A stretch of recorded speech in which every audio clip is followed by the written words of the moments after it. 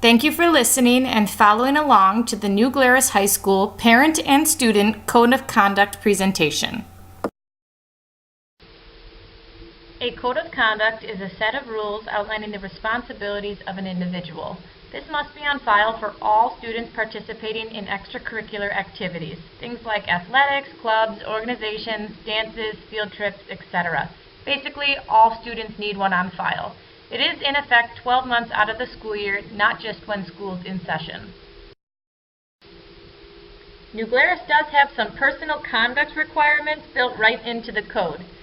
Students should be a positive reflection of themselves, their family, community, and district. Please remember that you're representing more than just yourself.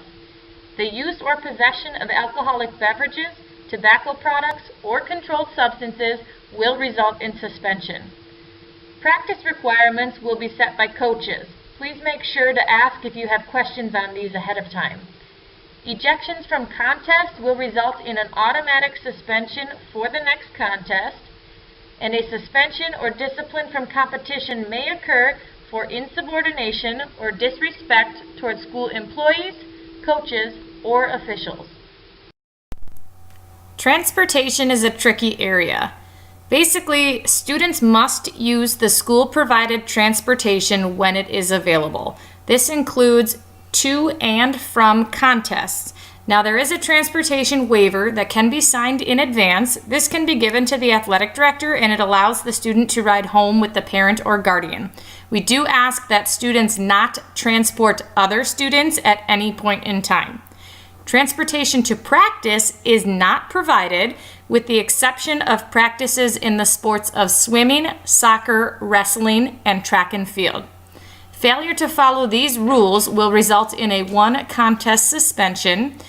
Please do note that there is no responsibility assumed by the school district for any mode of transportation not provided by the school district.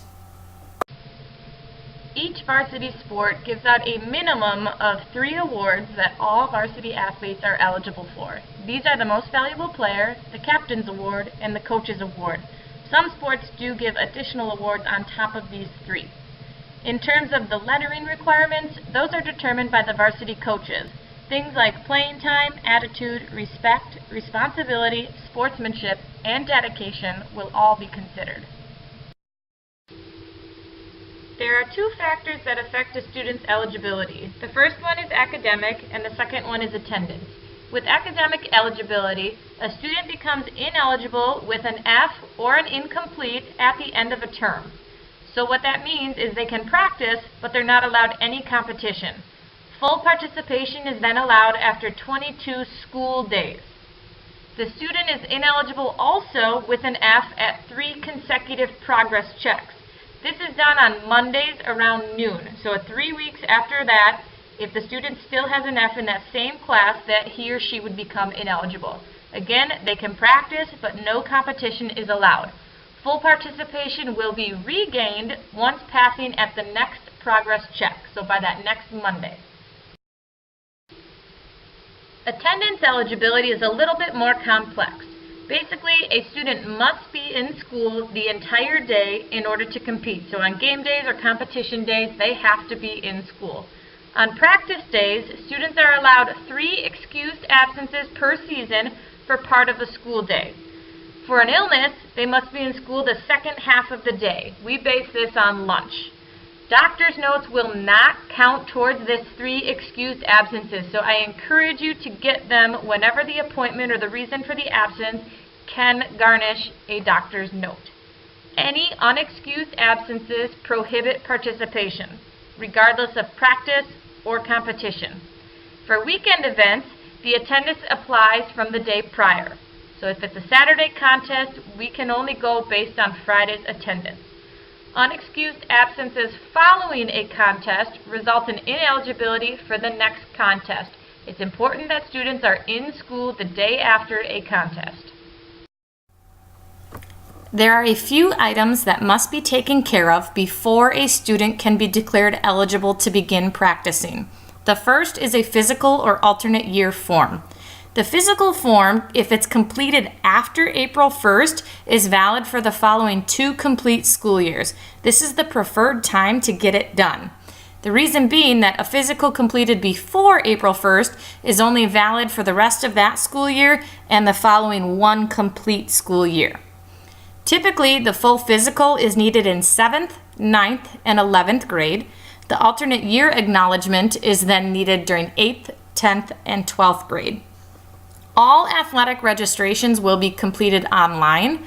Within the online registration, there's the WIAA eligibility form, a concussion waiver, and the acknowledgement of this code of conduct presentation. Impact testing, or the concussion testing, is a high school only requirement for our contact sports. These tests are valid for 2 years, just like the physical exam, so typically students would do them in 9th and 11th grade only. The final requirement is the athletic fee. The high school athletic fee is $50 per sport. A few additional eligibility requirements I wanted to highlight. All students participating in athletics must be under the age of 19 on August 1st of that school year. Students are able to participate in 2 non-school competitions during the same sports season. This does require school approval to ensure that students are not exceeding the limit. What this means is that a cross-country runner could compete in a fun run or race during the fall, even though it's cross-country season. Previously, this was not allowed at all. Another note is that all equipment from previous sports must be turned in prior to students being allowed to participate in the next sports season. Offenses or violations of the Code of Conduct fall into one of 2 categories, minor or major. Minor offenses will be dealt with individually by the coach. Disciplinary action may be taken. These include things like missing practice, undesirable school behavior, disrespect toward a coach, and unsportsmanlike action. Major offenses are a little bit of a bigger deal. These will be dealt with by the athletic director and/or principal. Disciplinary action will be taken. Major offenses include the following: use, possession, buying, or selling of intoxicating beverages, tobacco, controlled substances, or performance-enhancing substances on the ban list. This can be found on the WIAA website. Suspension from school, whether it's in or out of school, is a major offense. Pleading guilty or being convicted of a criminal act.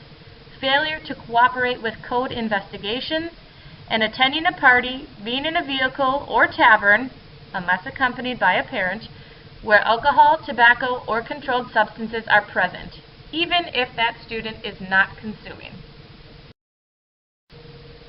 There are a few exclusions to code violations. Attendance at an establishment licensed to sell alcoholic beverages in addition to food or recreational services.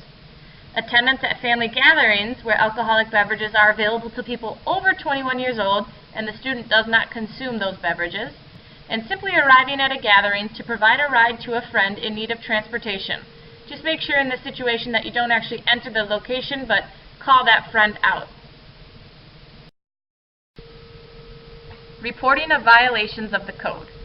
Students reporting an incident to the principal or athletic director and cooperating with the investigation may have it count as a self-referral. This self-referral may only be used once every 2 years. Upon being made aware of a violation, an adult must report the violation in writing within 30 days for it to be considered for investigation. Incidents that occurred more than 1 calendar year in the past will not be investigated. And the standard of proof for investigations is reasonable suspicion. The following are some of the disciplinary action and penalties that result with these major offenses. Any use or possession of alcohol, tobacco, or illegal substances on school grounds or on school functions will result in a 1-year suspension from athletics and activities. In terms of other violations, a first offense results in a 40% suspension from that season.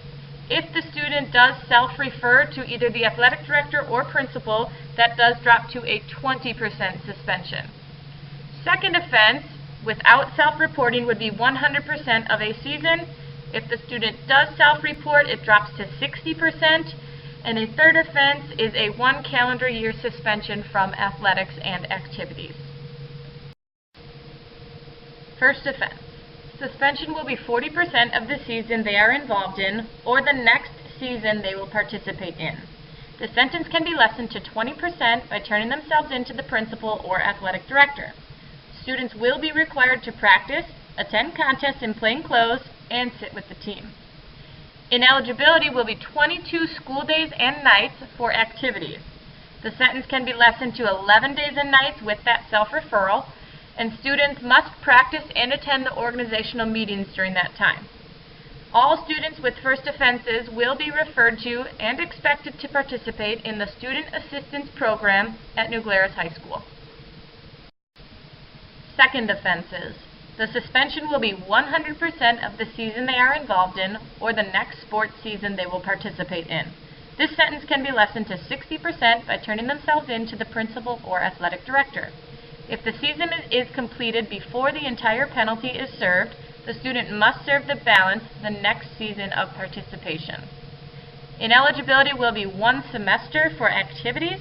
This sentence can be lessened to 9 weeks for self-referral. And a violation during the summer, the penalty would begin the first day of school or with the next event of that organization, whichever would occur first.